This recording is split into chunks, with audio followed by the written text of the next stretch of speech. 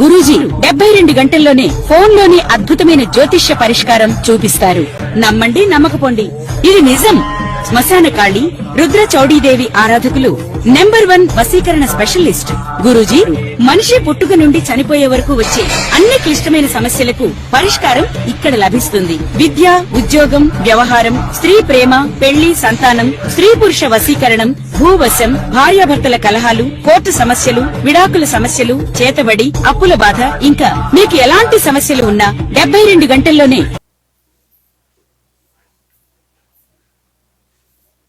వృశ్చిక రాశి వారికి ఈ మాసము చాలా అనుకూలవంతముగా ఉన్నది. ఏప్రిల్ మాసము అయితే మీరు జాగ్రత్తగా మాట్లాడాలి.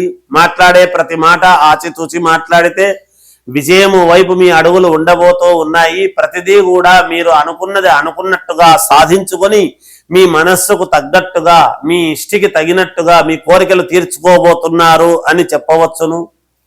అనూహ్యముగా అన్ని కలిసొచ్చేటువంటి విధానముగా ఉన్నది. ఇంట బయట మీకు సహకరించేటువంటి ప్రయత్నాలు చేస్తారు. ఒక వ్యక్తి వల్ల పరిచయం అయ్యి మీకు ఉన్నతమైనటువంటి స్థితికి మీకు చేదోడు వాదోడుగా ఉండి మిమ్మల్ని కొంచెం పైకి అంటే ఉన్నతమైనటువంటి స్థితికి తీసుకెళ్లే విధముగా కొంత మీకు సహకరించే ప్రయత్నాలు చేస్తారు. దాన్ని చూసుకొని మీరు కొంచెము విజృంభించి జాగ్రత్తగా ఇంకా నాకేమిటి, నేను ఎలాగైనా ముందుకు వెళ్ళగలను అనేటువంటి ప్రయత్నాలు చేస్తారు. ఉద్యోగస్తులు ఉద్యోగాలు మార్చే ప్రయత్నాలు చేసుకునేటువంటి ప్రయత్నాలు చేస్తారు. శాలరీలు పెరిగేటువంటి విధానంతో కనపడుతూ ఉన్నది. జాగ్రత్తగా మాట్లాడుకోండి. పై అధికారులతో శాలరీలు పెంచుతారు.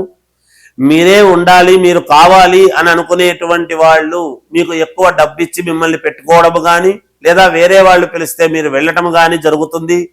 భార్యాభర్తల మధ్య చిన్న చిన్న కీచులాట్లు వచ్చేటువంటి పరిస్థితులు గోచరిస్తున్నాయి. కాబట్టి ఆడవాళ్ళ దగ్గర జాగ్రత్తగా మాట్లాడండి. ఇంట్లో ఆడవాళ్ళు ఏది చెప్పినా సరే అనేటువంటి మార్గానికి తప్ప ఇంకొకటి లేదు. కనుక ఎక్కువ దూర ప్రయాణాలు చేయాలి అనేటువంటి ఇది మానుకోండి. జాగ్రత్తగా వ్యవహరించండి. ఎందుకంటే ప్రయాణాలలో చిన్న చిన్న ఇబ్బందులు కలిగేటువంటి పరిస్థితులు గోచరిస్తున్నాయి. జాగ్రత్తగా ఉండండి అని తెలియజేస్తూ జయోస్తు. శ్రీ మహాగణాధిపతయ నమః. ఐం మహాసరస్వత్యే నమః. శ్రీ లలితాంబికాదేవియే నమః.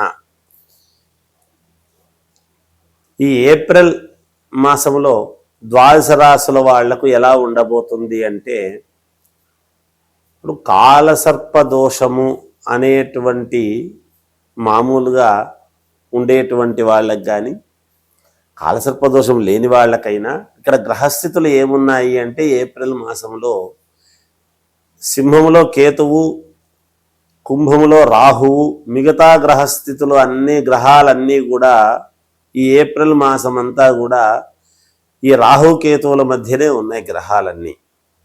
అంటే మీనంలో శని, అలాగే కుజబుధులు, రవి ఉండి మళ్ళీ వెళ్ళటము, ఇలా గురువు మిథునములో ఉండటము, ఈ రాహువు కేతువు మధ్యనే ఉండేటువంటి దాని వలన ఒక రకంగా కాలసర్పదోషము అనేటువంటిది ఉండేటువంటి వాళ్ళకైనా లేని వాళ్ళకైనా కూడా, అంటే అందరికీ కూడా ఒక్కసారి ఎవరెవరు వాళ్ళ జాతకాలు చూసుకోవాల్సినటువంటి అవసరము ఆవశ్యకత ఏర్పడుతూ ఉంది అనేది చెప్పవచ్చు.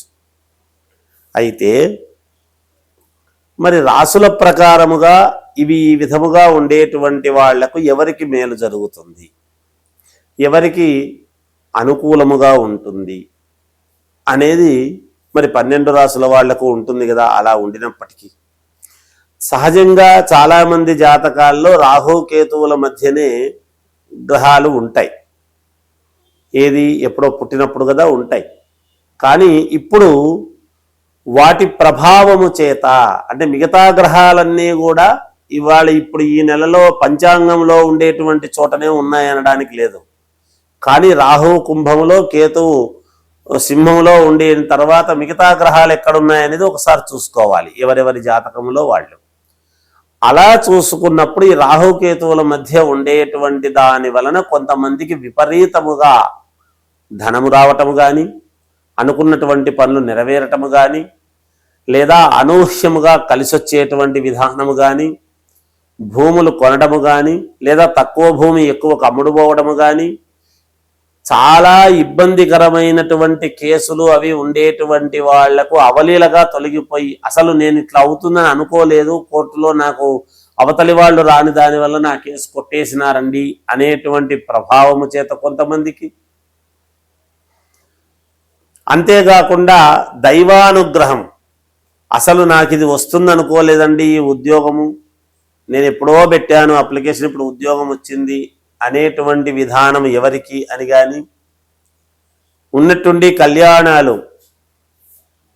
అంటే కళ్యాణం ఖాయం కావటము కానీ, వివాహం ఖాయం కావటము కానీ, అలాగే ఉన్నట్టుండి విదేశాలకు వెళ్ళేటువంటి అవకాశము రావటము కానీ, లేదా ఒక అవార్డు రావటము కానీ, ఇలా ఒకటేమిటి, ఈ రాహుకేతువుల మధ్య ఉండేటువంటి గ్రహాల వలన అద్భుతమైనటువంటి యోగాలు ఉంటాయి, ఇబ్బందులు ఉంటాయి.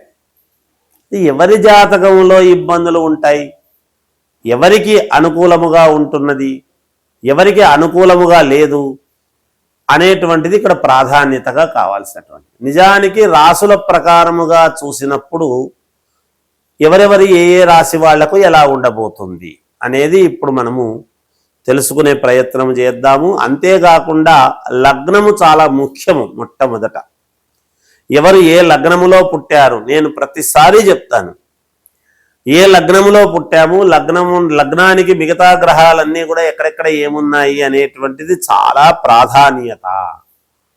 ఎందుకంటే ఒక్కొక్కరు అయ్యో ఫలానా రాశి వాళ్ళందరూ ఒకే లగ్నంలో పుట్టాలి అని ఉండదు కదా, అందువలన ఆ లగ్నము ఇంపార్టెంట్ అవుతుంది.